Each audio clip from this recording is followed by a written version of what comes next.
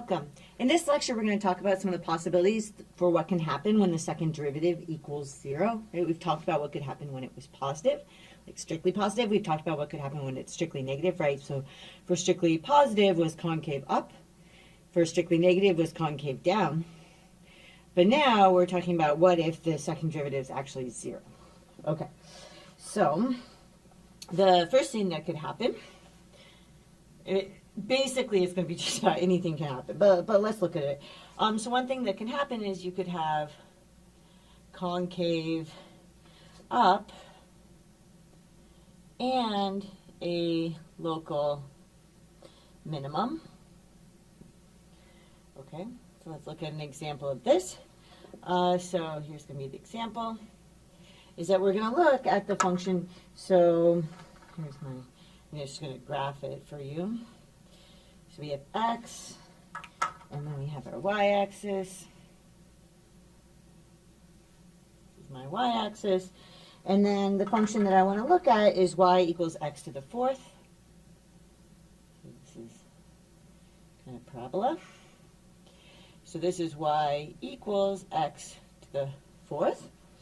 Okay, and then you'll see just from this picture, you can actually kind of see here that at 0, right, we have a local minimum, right? We have a local minimum.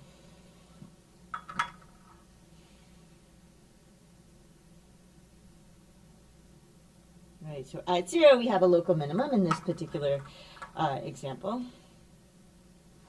And then, so what is this? So let's check that we are actually in this circumstance. Okay, so we have f of x equals x to the fourth, right? So then we have that the second derivative at 0. I'm not going to go through the whole computation for you here, but it's actually, so x to the fourth is going to be, so the second derivative is going to be 12x squared. So we can put in the 0, and we do actually get 0 out, right? Which is why this was indeed an example. Okay, so let's look at a second example. This will be concave down and a local max. So the next thing that we could have is to be concave down and to have a local maximum and a local max.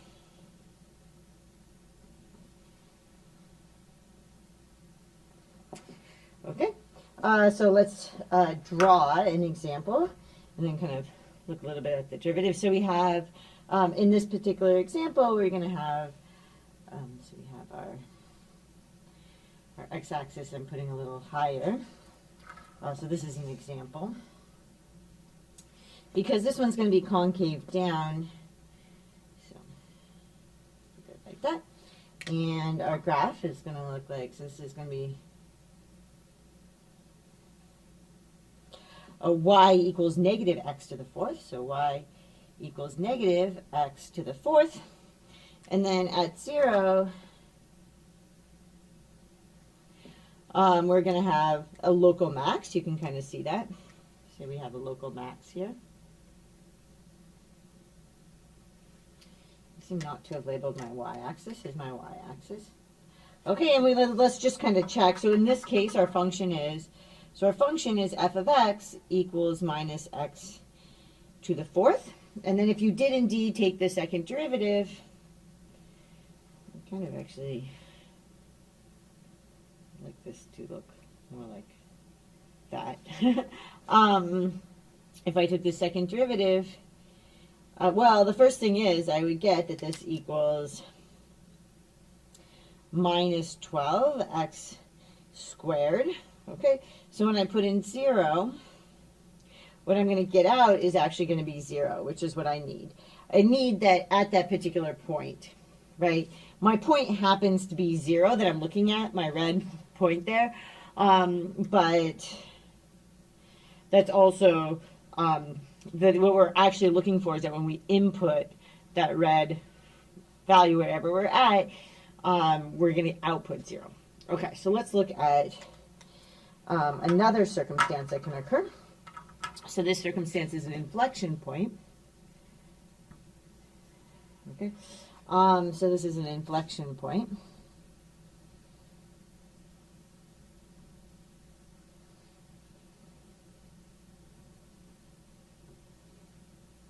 It might be a little bit difficult to see.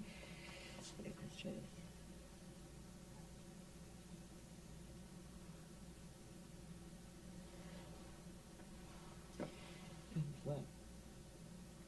Inflection point. Okay. So we have, here's our example. So first let's draw this. So we have X. And then we have Y.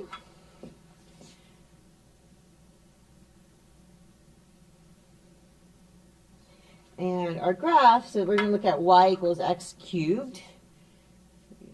This and like this. Okay, so this is my graph equals Y equals X cubed. And if you look at this, right, if you look at the graph of this, you're going to be able to notice that on this side, right, I'm going to have that the second derivative is less than 0, and I'm concave down. And then on this side, my second derivative is greater than 0, and I'm concave up. Right? But if I look exactly at 0, what's going on? So the point is that, right, the second derivative switches signs at 0, right? It goes from being the second derivative being negative to the second derivative, right, being positive, okay? And so it's moving from concave down to concave up. Let's kind of look at this a little bit. So we have, when we have f of x equals x, so we have f of x equals x cubed. So if I take the second derivative, oops, here, which is going to be 6x, right? And I put in 0. I do get out 0. Okay? So I am in this circumstance that we're looking at. The thing, though, is that, I didn't underline this. Okay, the thing that's going on, though, is that I am switching from concave down to concave up, from a negative second derivative to a positive one, right? And you can test that with 6x, right? Because 6x is negative when you put in negative values for x, and it is positive when you put in positive values for x, okay? So what's happening here is that, so x equals 0 is going to be called an inflection point. So it's called an inflection point.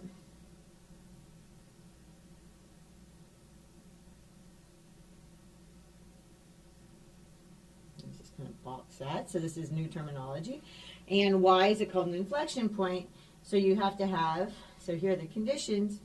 Since we have that the second derivative is going to be continuous at x equals 0.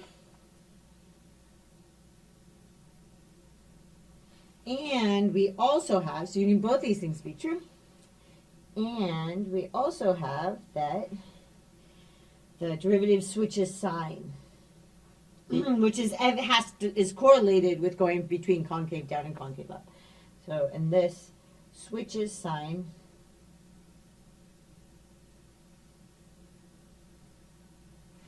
at x equals 0.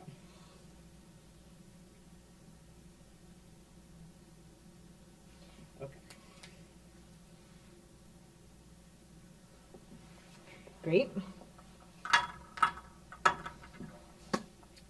Okay, so these are our three circumstances. These are all situations where you have some value. For us, it's x equals 0 that we're putting in.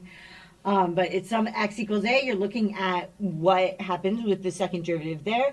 If the second derivative there is 0, you could be in any of these circumstances. You could be concave up because your second derivative, sorry, you could be concave up, even though your second derivative evaluated there is 0.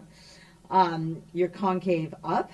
You can be concave down, even though your second derivative evaluated at this x equals 0 does output 0. This is a concave down function. It's just not picked up by the second derivative test. The other thing that can happen, and this is the place to look for this, is these inflection points, which is when you switch between concave down and concave up, or your sign switches. Okay, so I hope this made some sense, and I will see you in the next lecture.